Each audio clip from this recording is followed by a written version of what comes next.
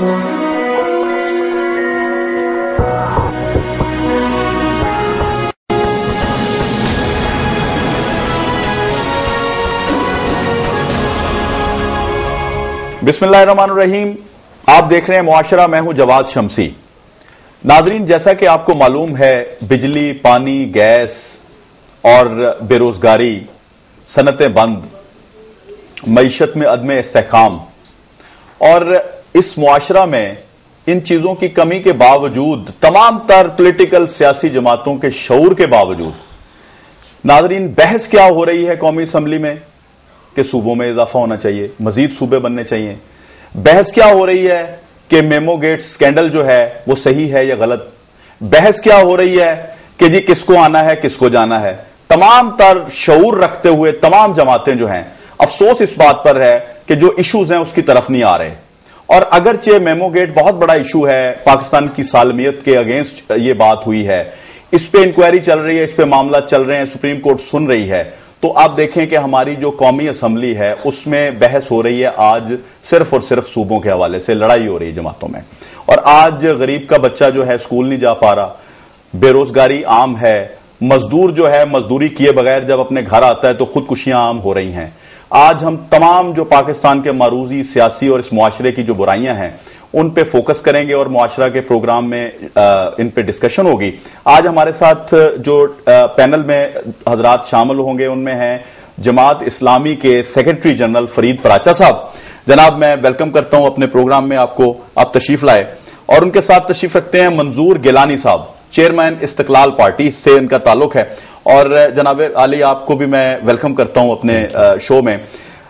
मैंने इब्तदाइये में तमाम तर जो इस वक्त पाकिस्तान में मुश्किलात हैं और जो हमारे इस प्यारे वतन के साथ जो खिलवाड़ हो रहा है उसको मैंने बयान किया है। आप क्या समझते हैं पराचा साहब कि जरूरत किस अमर की है और हम किस तरफ जा रहे हैं?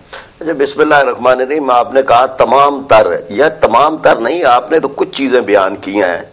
यहाँ तो लोग इतने दुख में, इतने कर्ब में, इतने इज़्तिराब में और इस कदर शदीद परेशानियों में मुब्तला है कि उनके लिए हर दिन कोई ना कोई नया हादसा लेके आता है। और वो जो इकबाल ने कहा था कि मेरी सुराही से कतरा कतरा नए हवादिस टपक रहे हैं, तो यहाँ हुक्मरान हर रोज कौम को कोई नया तोहफा दे रहे हैं, कहीं कोई नया फंदा उनके लिए लगा रहे हैं।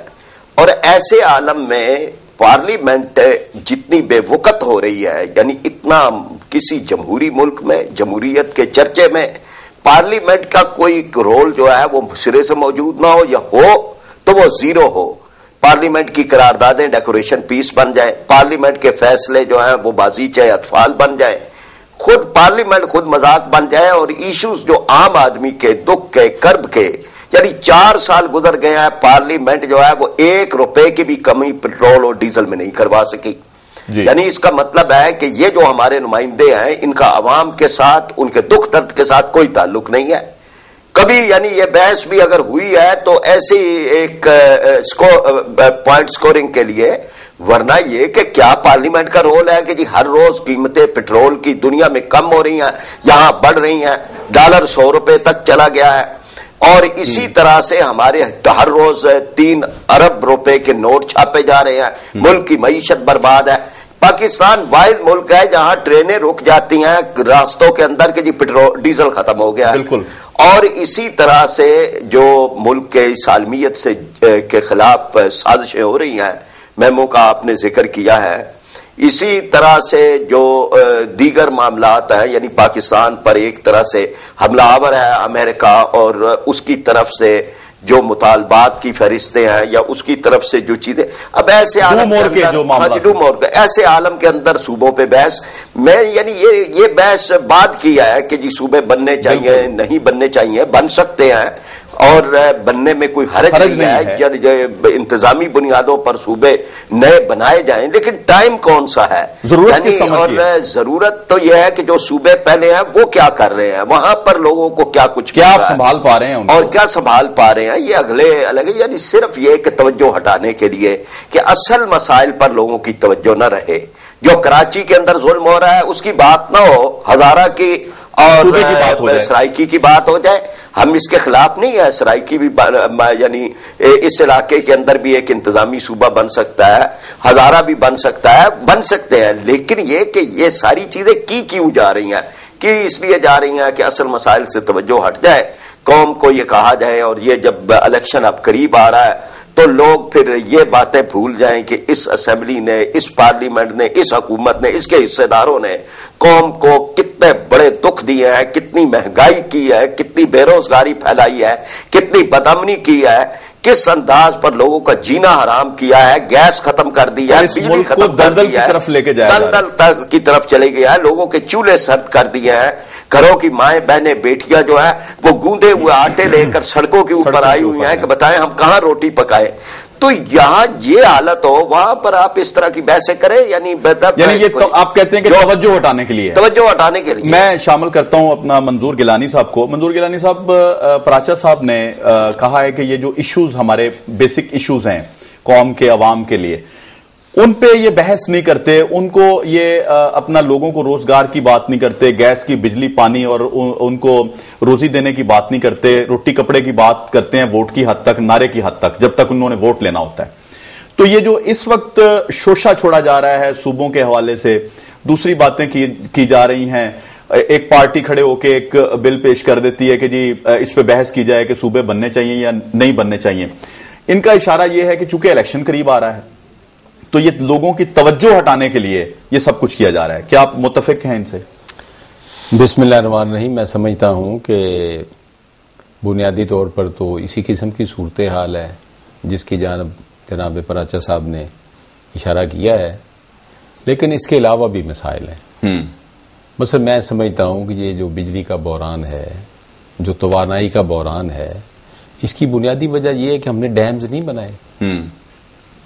جب ڈیمز نہیں بنیں گے تو آپ کو زرعی ترقی کے لیے پانی کی ضرورت ہے, وہ آپ ریسٹور نہیں کر سکتے, بجلی پیدا نہیں ہو رہی, تو مسائل تو پیدا ہوں گے. میں یہی تو بات کر رہا ہوں کہ جی بحث ہونی چاہیے ڈیم بننے پہ, بحث ہونی چاہیے لوگوں کے روزگار کے لیے, بحث ہونی چاہیے معاملات کے لیے کہ جی پازیٹو طرف جایا جائے, پالیسی میکنگ کی طرف ہونی چاہیے. ہم جا رہے ہیں کس طرف کے جی صوبے بننے چاہیے, یہ جو پہلے انتظامی امور سنبھالے نہیں جا رہے, ہم سے نئے ہم معاملات لے کے آ رہے ہیں.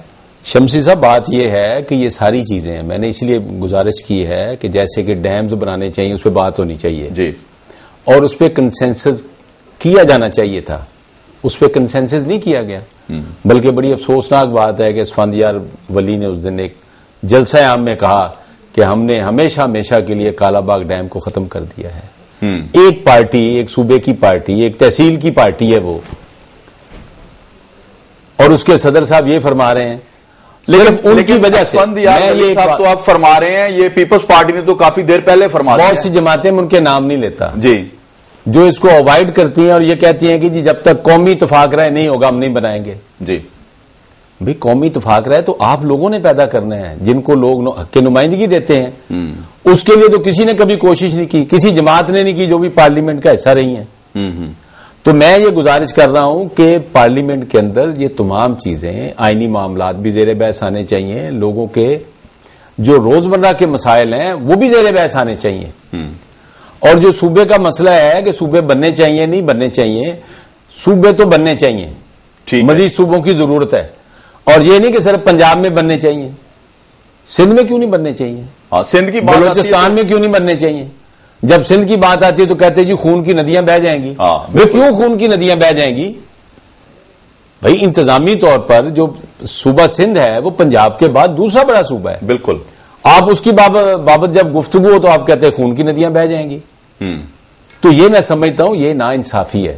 صوبے جو ہیں جیسے کہ انڈیا میں انہوں نے ایک کمیشن بنایا ہوا ہے, اس پر سب متفق ہیں, وہ کمیشن جو ہے وہ سفارشات پیش کرتا ہے. پاکستان کے اندر بھی ان کو کوئی ارینجمنٹس کرنے پڑیں گے. جہاں تک مہنگائی ہے, بے روزگاری ہے, لوٹ مار ہے, کرپشن ہے, اور قومی دولت کو لوٹ کے ہمارے حکمران طبقات جو ہیں وہ ملک سے باہر لے گئے ہیں. اب ہمارے پنجاب کے چیف منسٹر صاحب جو ہیں وہ باہر سے جا کے کہتے ہیں جی میں تو لینے گیا تھا انویسٹمنٹ.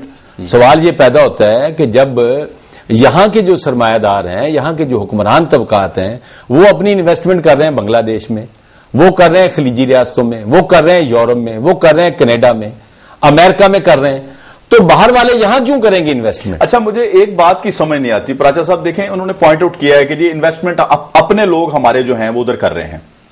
اب دیکھیں عطا مینگل صاحب نے جو ہے ایک سٹیٹمنٹ دی ہے، درد دل رکھنے والے لوگوں کی جو بات ہے اس کو پوائنٹ آؤٹ کرنا چاہیے. انہوں نے کہا ہے کہ جی ہم جس طرح سے آزادی کے لیے جنگ لڑ رہے ہیں ہمارے نوجوان، ان کو یہ بھی سوچنا چاہیے کہ ہمارے پاس جب پاکستان نہیں رہے گا تو ہمارا حشر کیا ہوگا. ہم یہ کیوں نہیں سوچتے، یہ جو انویسٹمنٹ باہر لے جانے والے ہیں یہ کیوں نہیں سوچتے کہ ہم پاکستان کا پیسہ باہر لے کے جا رہے ہیں جبکہ ہم یہاں کے باسی ہیں؟ لیکن اس کا یہ بڑے اہم بات ہے، اس کو ذرا اوپر سے چلیں. جی بالکل. جن کے بیرون ملک اکاؤنٹ ہے ان کے نام ہے، کوئی صدر ہے، کوئی وزیر اعظم ہے، کوئی اپوزیشن لیڈر ہے، کوئی کسی پارٹی کا سربراہ ہے. 500 ارب ڈالر تو پاکستان کی لوٹی ہوئی دولت بیرون ملک پڑی ہے. پھر ان کے اپنے اثاثے، ان کے اکاؤنٹ وہ سارے کے سارے باہر ہیں. تو جب یہ ملک کے اندر انویسٹمنٹ کی بات کرتے ہیں تو اس کی ابتدا تو اس بات سے ہونی چاہیے کہ جی اپنے اکاؤنٹ ملک کے اندر لے آئیں. بالکل. آج جو ہمیں زر مبادلہ کا بحران ہے، آج جو ہم کشکول گدائی لے کے پھرے ہوئے ہیں، آج جو ہم IMF کی باتیں مان رہے ہیں، آج جو ہم بجلی کے بل ان کے کہنے پہ بڑھا رہے ہیں، تو اس کا علاج تو یہاں سے شروع ہوتا ہے نا. یعنی یہ کام آج ہی، یعنی یہ بات جو ہے وہ کی گئی کہ جناب فیصلہ کر لیا ہے کہ جی پیپلز پارٹی جو ہے وہ کسی صورت بھی خط جو ہے وہ نہیں لکھے گی سوئس بینکوں کو. آج جب کہ دنیا کے اندر یہ بیرون ملک پڑی ہوئی دولت کے واپس لانے کے حالات پیدا ہو چکے ہیں اور ملک لا رہے ہیں، ایسے عالم کے اندر کسی ملک کا سربراہ اس بات کا فیصلہ کرتا ہے کہ یہ تو ہم نے نہیں کام کرنا، یعنی اس کا مطلب ہے کہ پھر چور تو آپ ہیں. یعنی اگر وہ رقم آپ کی نہیں ہے اور جیسے آپ کہتے رہے ہیں تو پھر آپ کو اس بات کی کیا گھبراہٹ ہے؟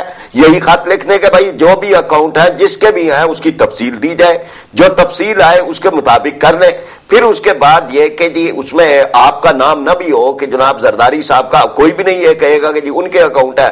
استثناء تو تب ہے نا کہ جب ان کا نام لے کے یعنی ملک کو اپنے اکاؤنٹ بیرون ملک پاکستانیوں کے اکاؤنٹ کا جو ملنے کا حق ہے، جو آج اقوام متحدہ کے قوانین نے بھی دیا ہے اور خود سوئٹزرلینڈ کے قوانین کے اندر بھی جو تبدیلی آئی ہے، تو اس سے جب آپ محروم رکھ رہے ہیں تو اس کا مطلب ہے کہ جی آپ کی اپنی رقوم ہے بیرون ملک لوٹی ہوئی، اور اس کے علاوہ یہ کہ آپ اس قوم کے بچوں کو بھوکا رکھنا چاہتے ہیں، یہاں آپ پانی کے قطروں کا محتاج رکھنا چاہتے ہیں.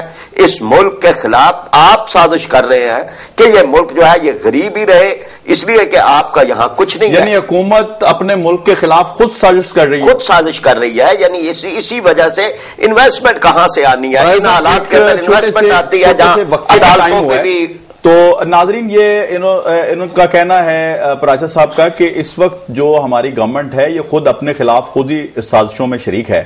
تو چھوٹا سا ایک بریک لیتے ہیں، ہمارے ساتھ رہیے گا، واپس آتے ہیں، یہیں سے سلسلہ شروع کریں گے.